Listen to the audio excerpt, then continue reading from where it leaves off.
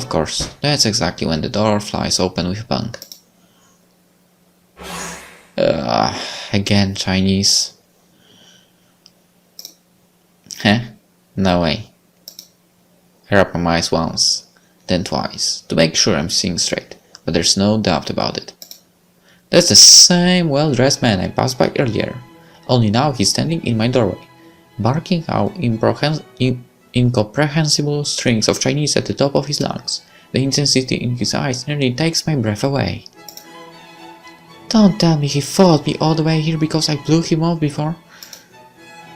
Still smoldering, the man slams the door shut, shaking the room on its foundations. As he marches over, I leap to my feet, only to realize that he wasn't headed for me at all.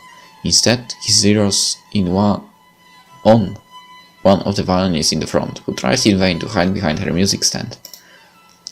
Can I help you, sir? Are you lost? The sounds he makes, great. However, I still don't know what he's talking about. I'm so sorry, I can't understand anything you're saying. Please don't yell. Scowling, the man wrenches the bow out of her hand and slices it through the air like a madman. The violinist whimpers in fear. Hey, you can't just barge in here when we're having a practice session. The man swerves around, glaring at the musician who just called him out. Whoosh! A terrified trumpet player makes a break for the exit, without batting an eye. The man catches him with single hand and shoves him back into his chair.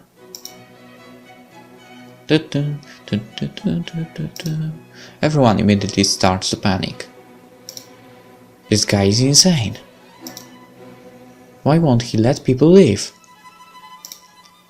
Does anyone know what he's saying? Someone call the police, or a translator, or both.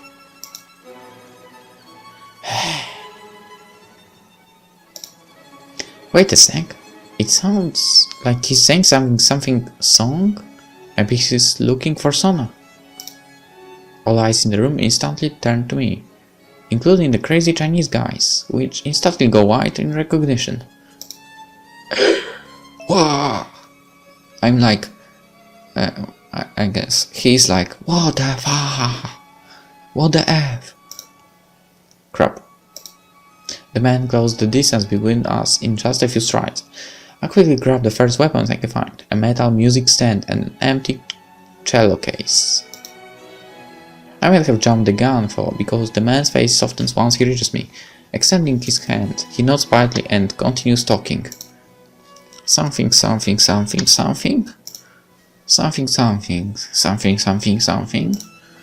Unsure of what the man is saying, I hang firmly onto my makeshift weapons. For he seems friendly enough, I think I know why he's only talking nicely to me. Even with my piercings and dyed blue hair, I'm the only one in the orchestra with a face like his.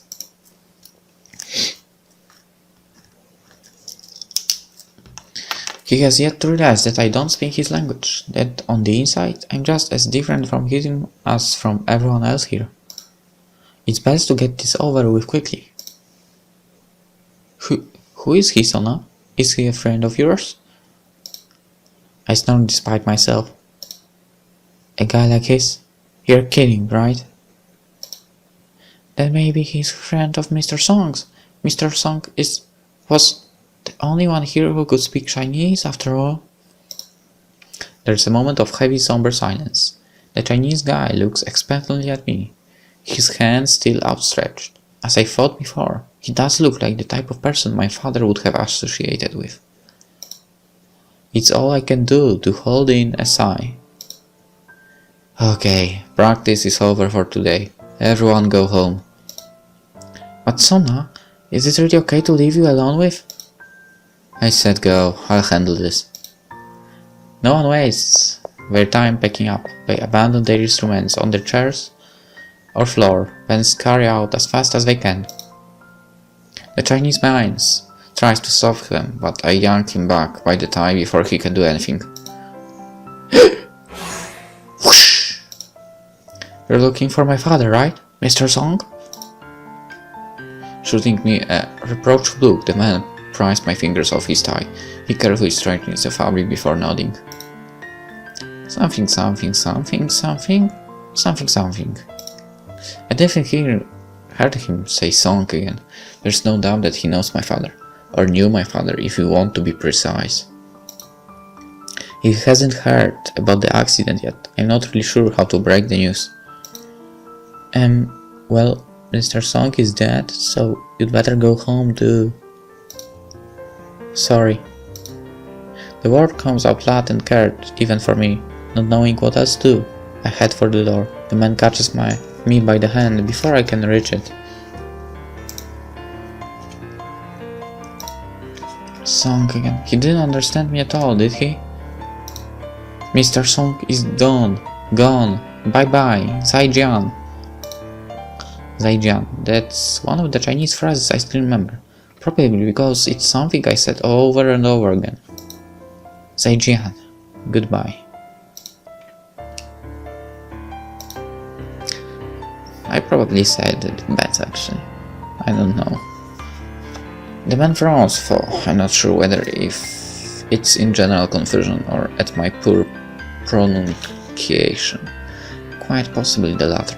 I pretend I don't see the look of disappointment spreading over his face. Instead, I mimic tying a noose around my neck. Mr. Song is dead. No more Mr. Song, okay? Go home, Zaijian.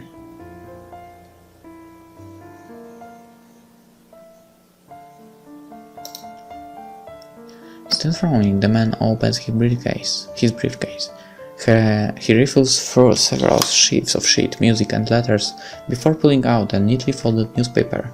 I can't read in the Chinese print, but the only thing that matters is the large photo on the front page.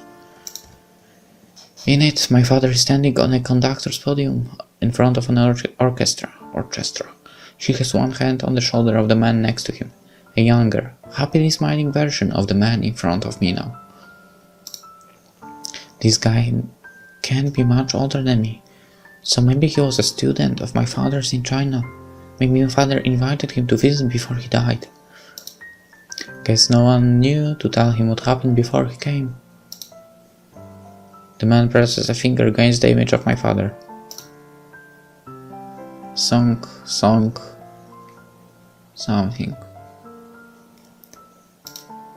Song.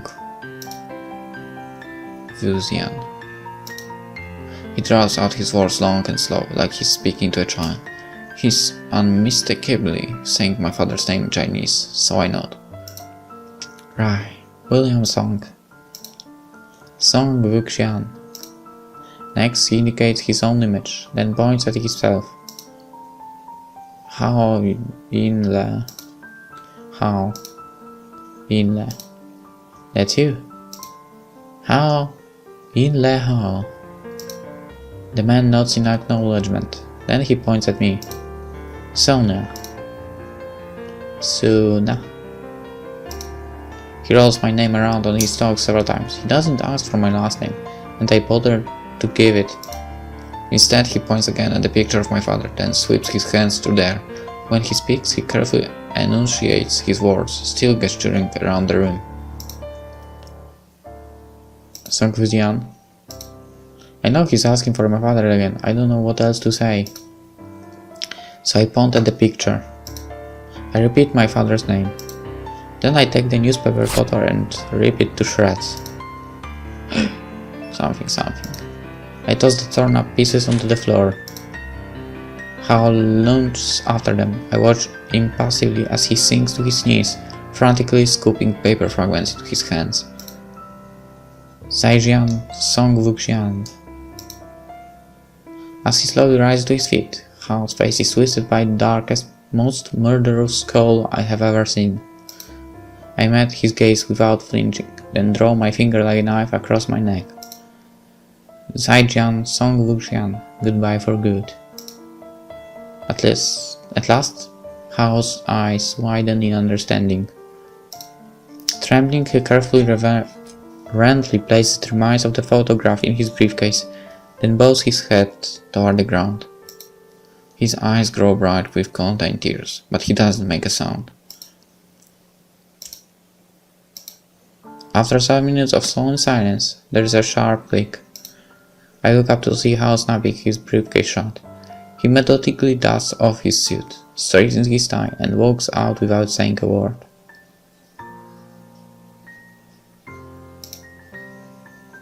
The slam of the door resounds throughout the entire room.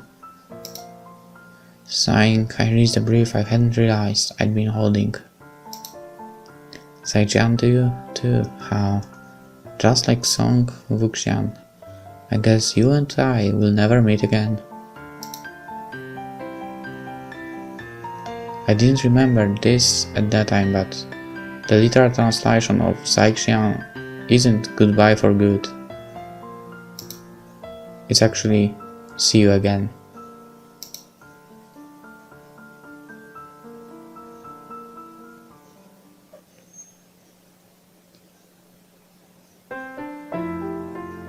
Agitato. I have no hands.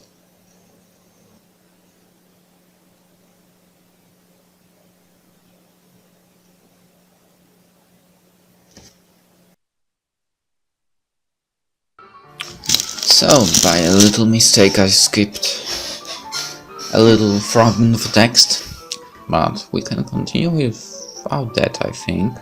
Hopefully. What's new, however, is the near hysterical pitch of her voice. Sona, please come quickly, it's an emergency. This had better be good, because if it's something lame like another scheduling problem or picking what songs to play, I don't care if I'm cut off by a loud crash and frantic shouts in the background. I need to go. Please hurry. What the heck?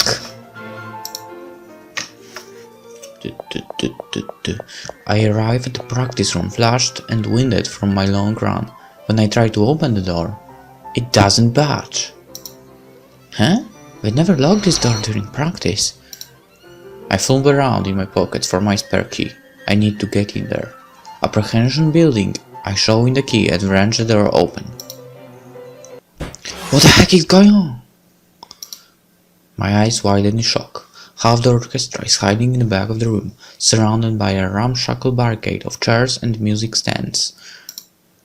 The other half is trembling in their usual seats, stumbling their way through Vivaldi's Spring Concerto. To my surprise, none other than Yin Le Hao is presiding over the conductor's podium. The button in his right hand moves in swift, fluid arcs in time with the music. Or it would be in time with the music? I guess if the orchestra actually had any sense of rhythm, I can see how wincing painfully with every bumbled note and missed timing cue. His grip on the button gets tighter and tighter until he finally holds up a hand, stomps off the podium, and starts yelling at the percussionist. Dude, I really have to go to the bathroom. Let me leave for just 5 minutes. As he tries to get up, Hao holds out an arm in front of him. He stops repeatedly at the page on the percussionist music stand. I get no idea what he's talking about.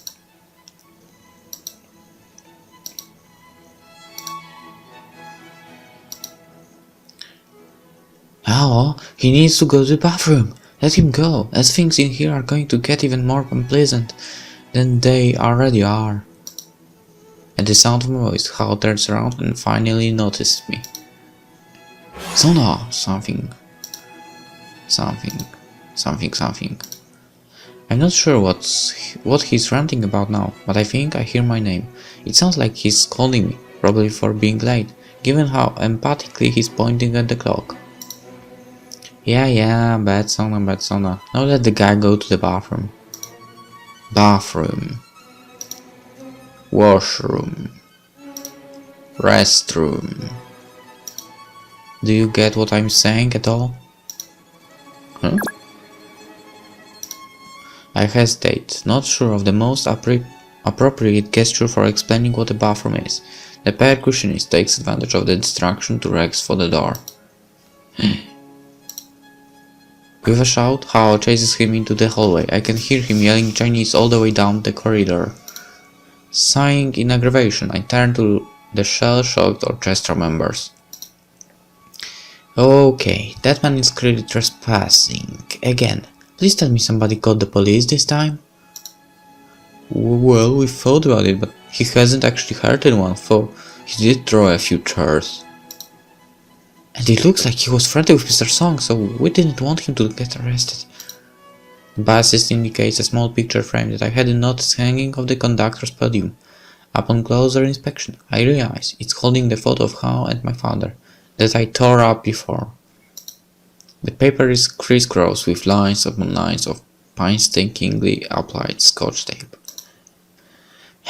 He really cared about it that much, huh? Plus, if that guy knew Mr. Song, then he's probably a really good conductor as well. We could really use someone like that. Well, if we could understand even half of what he's saying, that is... There's another crash at the door. Hao has returned, dragging the new squirming percussionist by his shirt collar. Let go, crazy man! Somebody get up here and help me! Loud footsteps hurry down the hallway. Everyone freezes as a security guard pokes his head into the room. What's going on here? Is everyone alright?